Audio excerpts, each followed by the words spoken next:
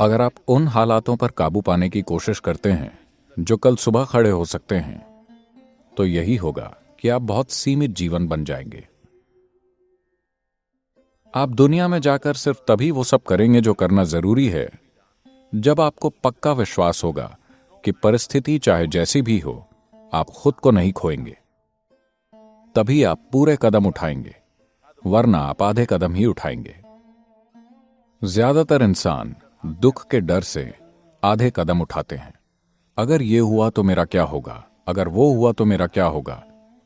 अगर आप अपने भीतर अच्छे से संभले हुए हैं, आपको अपने विचारों को संभालना आता है, अपनी भावनाओं, अपने शरीर, अपनी केमिस्ट्री, अपनी ऊर्जा को संभालना आता है, अगर आपको इन सभी को संभालना आता है, तो अगर आप नर्क में भी चले जाएं तो क्या फर्क पड़ेगा। लेकिन अगर आप अव्यवस्थित हैं तो आप हमेशा एक अच्छी जगह होना चाहेंगे। You will not step out into anything.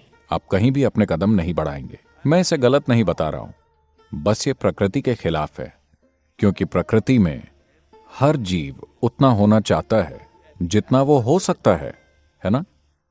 ये हर जीव की स्वाभाविक चाहत है। हर जीव के लिए ये कुदरती और सहज है कि वो जितना हो सके उतना करेगा। एक केंचुए से लेकर, एक कीट से लेकर कीड़े तक, एक पक्षी, जानवर और पेड़, हर कोई एक संपूर्ण जीवन होने की कोशिश कर रहा है। अगर आप सिर्फ दुख के डर से इसके खिलाफ जाते हैं, तो मनुष्य होने की प्रकृति को खोजने की सारी संभावनाएं, इंसान होने की जबरदस्त विशालता पूरी मानवता पर बस बर्बाद हो जाएगी। आजकल आप ये हर जगह देख सकते हैं। जब लोग कहते हैं मैं तो बस इंसान हूं, वो इंसान होने की सीमाओं की बात करते हैं, वो इंसान होने की संभावनाओं की बात नहीं करते, है ना? अगर हम धरती पर सबसे बुद्धिमान प्रजाति हैं, अगर हम सबसे काबिल प्रजाति हैं, तो हमें अपनी संभावनाओं की बात करनी चाहिए या अपनी सीमाओं की बात करनी चाहिए? ऐसा इसलिए है क्योंकि हमारी शिक्षा प्रणाली में सबसे बुनियादी चीजें नहीं सिखाई गई हैं।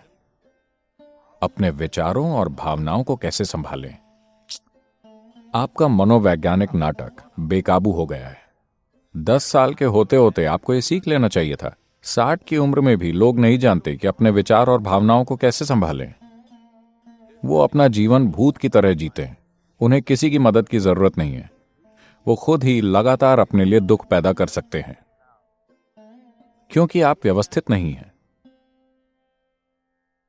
क्योंकि जीवन की बुनियादी चीजें नहीं समझी गई हैं। मेरे अस्तित्व की प्रकृति क्या है, अगर आप ये नहीं जानते तो आप इसे संभालेंगे कैसे? जब आप किसी चीज की प्रकृति को समझेंगे, सिर्फ तभी आप उसे संभालना सीखेंगे, है ना? आप देख भी नहीं पा रहे कि ये क्या है, तो इसे संभालेंगे कैसे? इसे संभालने का कोई तरीका नहीं है।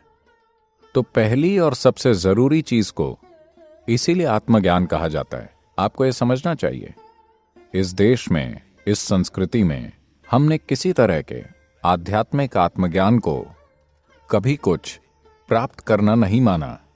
हमने उसे सिर्फ आत्मज्ञान कहा। आत्मज्ञान का मतलब है कि आपने बस वो देखा है जो पहले से मौजूद है। आपने कुछ खोजा नहीं है। आपने बस हर चीज को वैसी देखना शुरू किया है जैसी वो है, मगर ये इतना दुर्लभ हो गया है कि उसे बहुत कीमती माना जा रहा है।